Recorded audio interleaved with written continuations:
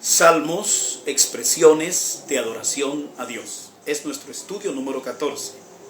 Vamos a estar leyendo en el Salmo 19, versículo 1. Los cielos cuentan la gloria de Dios y el firmamento anuncia la obra de sus manos. Que el Señor bendiga su santa y bendita palabra. El libro de los Salmos pertenece al grupo de libros poéticos de la Biblia, juntamente con los libros de Job, Proverbios, Eclesiastés y Cantar de los Cantares. No hay duda que los salmos son una colección de reflexiones de la vida real que pueden ser utilizados como instrumentos de meditación y devoción cristianas. Por causa de esto, los salmos son un recurso valioso a la hora de celebrar el altar familiar. Así que, sabiéndole dar la verdadera interpretación dentro de un contexto bíblico general, los salmos constituyen piezas de gran valor a la hora de buscar o dar aliento y fortaleza. Algunas características que podemos encontrar en los salmos son, por ejemplo, que unos salmos son más extensos que otros. Así podemos ver que el Salmo 117 es el más corto, mientras que el Salmo 119 es el más largo, por ejemplo. Los salmos fueron usados por los primeros cristianos como el himnario de la naciente iglesia. Naturalmente que habrá algunos salmos que a la luz del Nuevo Testamento no pueden ser usados para la adoración dentro del contexto evangélico, por el grado de madurez de la revelación bíblica ya en los tiempos de los primeros cristianos. Dentro de algunos salmos podemos encontrar imprecaciones, o sea, malos deseos para con los enemigos, como es el caso, por ejemplo, de Salmo 58, versículos 6 al 10, donde el salmista manifiesta deseos de muerte contra sus enemigos. Estos salmos no encajan con el espíritu de amor y perdón enseñado por Jesucristo a la nueva congregación. Pero no solo el libro de los Salmos debe ser analizado a la luz del Nuevo Testamento, sino todo el Antiguo Testamento, pues, como ya hemos dicho en intervenciones anteriores, es en el Nuevo Testamento que tenemos una revelación terminada. Y es la ética del Nuevo Testamento la que está vigente y por la que debemos conducirnos. Algunas personas utilizan los salmos como amuleto, atribuyéndoles poder en sí mismos, como es el caso famoso del Salmo 91, que habla de la protección de Dios para los que viven bajo su cobertura. Muchas personas colocan en la cabecera de su cama o en su mesita de noche una Biblia abierta en este salmo, con la intención de ser librados de los malos espíritus. Pero esto es erróneo, pues la Biblia como un libro solamente, sin una lectura que se aplique a nuestras vidas y que llegue a modificar nuestra conducta, no podría producir ningún efecto. Sin embargo, usted puede tener salmos favoritos que le gusta leer diariamente o recitar de memoria, o que le vienen a la mente en momentos especiales de su vida, y eso sí es correcto. Y esto lo debemos hacer no solamente con los salmos, sino con toda la Biblia. Es una buena práctica memorizar pasajes bíblicos clave para así usarlos al compartir nuestra fe o para llenarnos de ánimo en momentos de necesidad.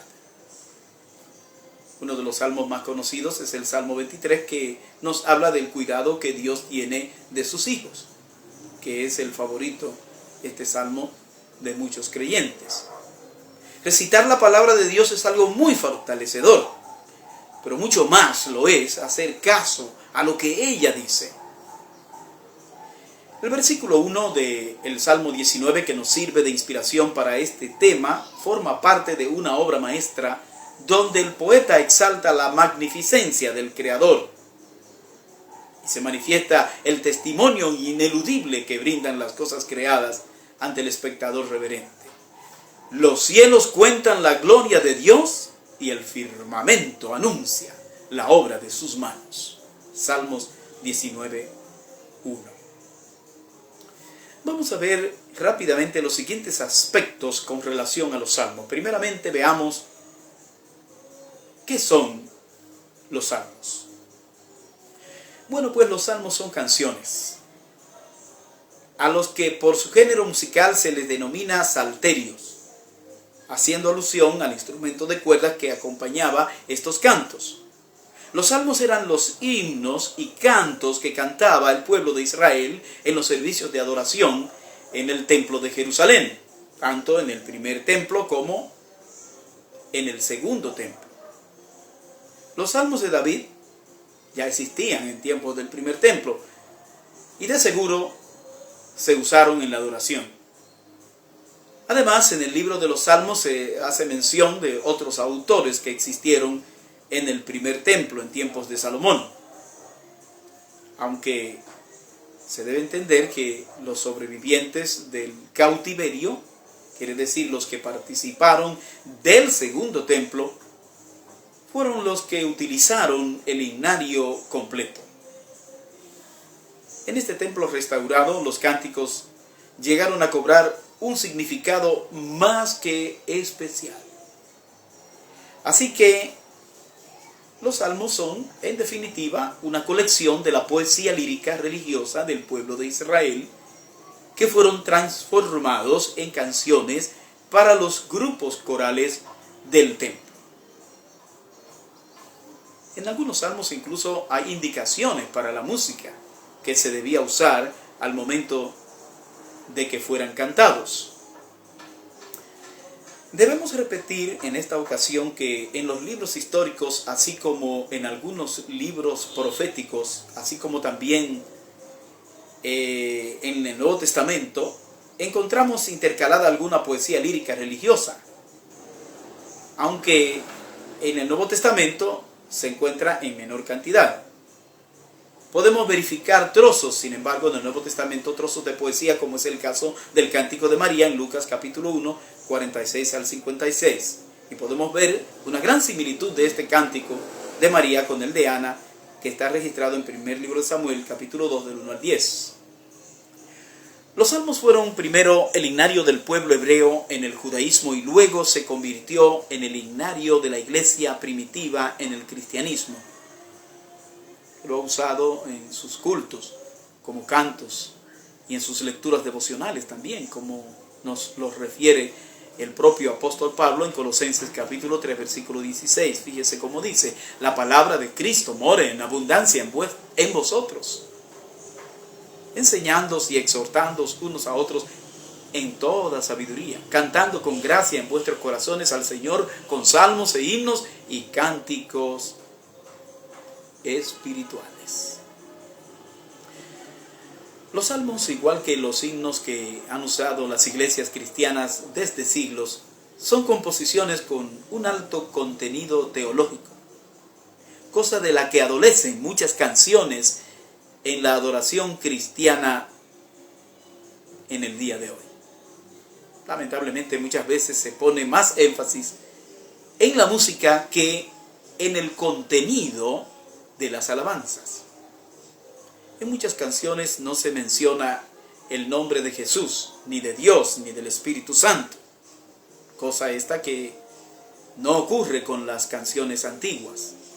Los compositores asumen que los oyentes o los que cantan esas canciones saben que están cantando a Dios. Y yo me pregunto, ¿no será que muchos artistas cristianos, con el interés de que su música sea parte del hit parade, por decir algo, de la semana en las emisoras seculares, procuran composiciones con cierta ambigüedad, de modo que suenen bien al oído de quienes las escuchen, y así poder ser aceptados por los locutores y por los programadores en sus shows cotidianos. Otra característica que tienen estas canciones de ahora es que se centran en las personas que escuchan las canciones y no en la persona de Dios, quien debe ser predicado y exaltado en las canciones.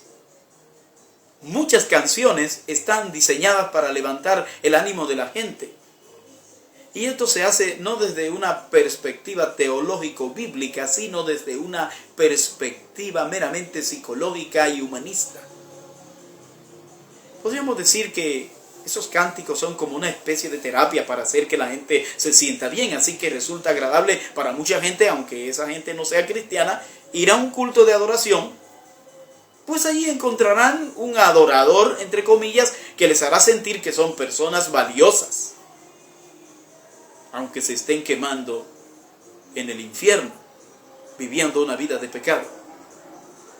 Porque muchas de estas canciones no solo no mencionan tal cosa como el pecado o el arrepentimiento, sino que evitan hacer referencia a esto y en su lugar llevan al individuo a extasiarse en la gracia de Dios, entre comillas. No estoy en contra de los cantantes cristianos modernos ni de sus canciones modernas tampoco, no, de ninguna manera. Me encantan los nuevos ritmos y canto muchas de esas canciones y en nuestra iglesia se cantan semanalmente, pero nos cuidamos de seleccionar aquellas canciones que tengan contenido que se ajuste a la teología bíblica. Creo que las iglesias deben estar al día en la música de este tiempo. Pero también creo que no se deben desdeñar los himnos antiguos, pues esas alabanzas son insuperables. Podemos tomar esos himnos y enriquecerlos con nuestros ritmos e instrumentos autóctonos. Todo ello debe formar parte de nuestra colección de cantos, como los salmos, que se deben cantar en la iglesia igualmente en el día de hoy. Vamos a ver en segundo lugar quiénes son los autores de los salmos. Con relación a esto, acerca de los compositores de estas poesías, podemos decir que unos 50 salmos son anónimos. O sea, en los registros de que se tiene noción, hay una colección de 50 de estos salmos a los que no se les ha atribuido autoría de manera específica.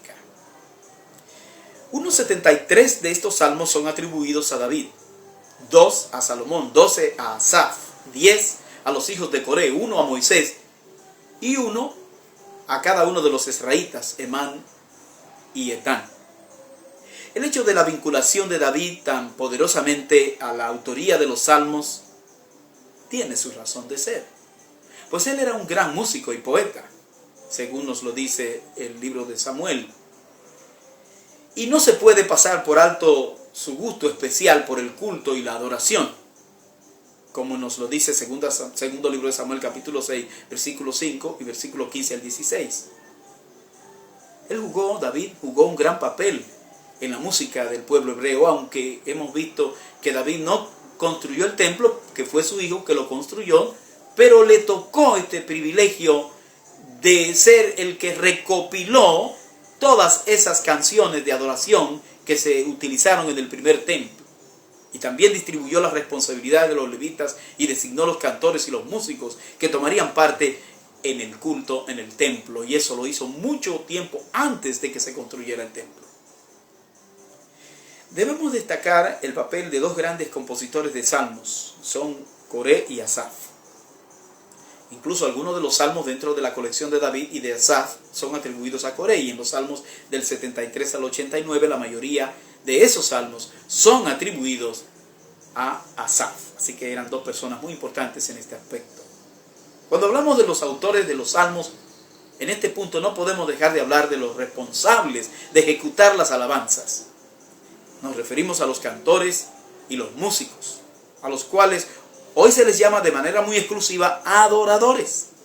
Bueno, yo creo que todos somos adoradores, pues todos participamos y debemos participar de la adoración, desde el más pequeño hasta el más grande, no importa que cante bonito o que apenas entone.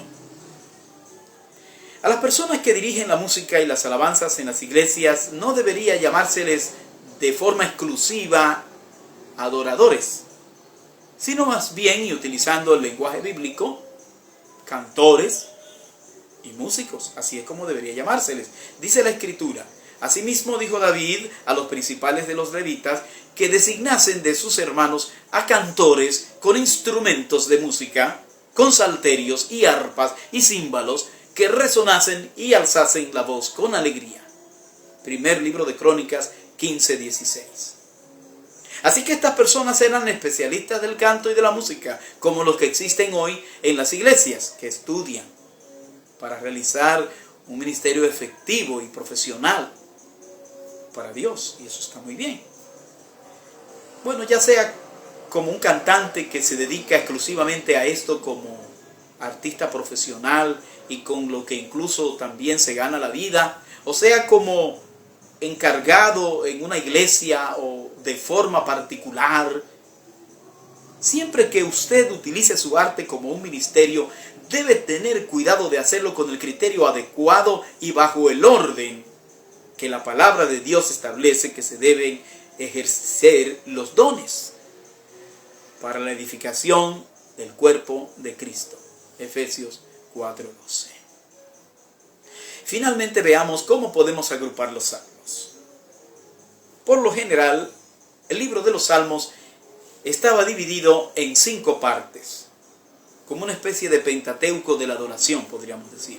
La primera parte es el primer libro, que va del capítulo 1 al capítulo 41, el segundo libro, que va del capítulo 42 al 72, el tercer libro, que va del capítulo 73 al 89, el cuarto libro, que va del capítulo 90 al capítulo 106, y el quinto libro, que va del capítulo 107 al capítulo 150. Estamos hablando de 150 cánticos en total que tiene el libro de los Salmos, y así está dividido en su Biblia en el día de hoy. Se pueden dividir al mismo tiempo estos grupos de salmos en 2 grandes grupos. Primero, los salmos del primer templo, que va del Salmo 1 al Salmo 89, o sea, las 3 primeras colecciones de cantos.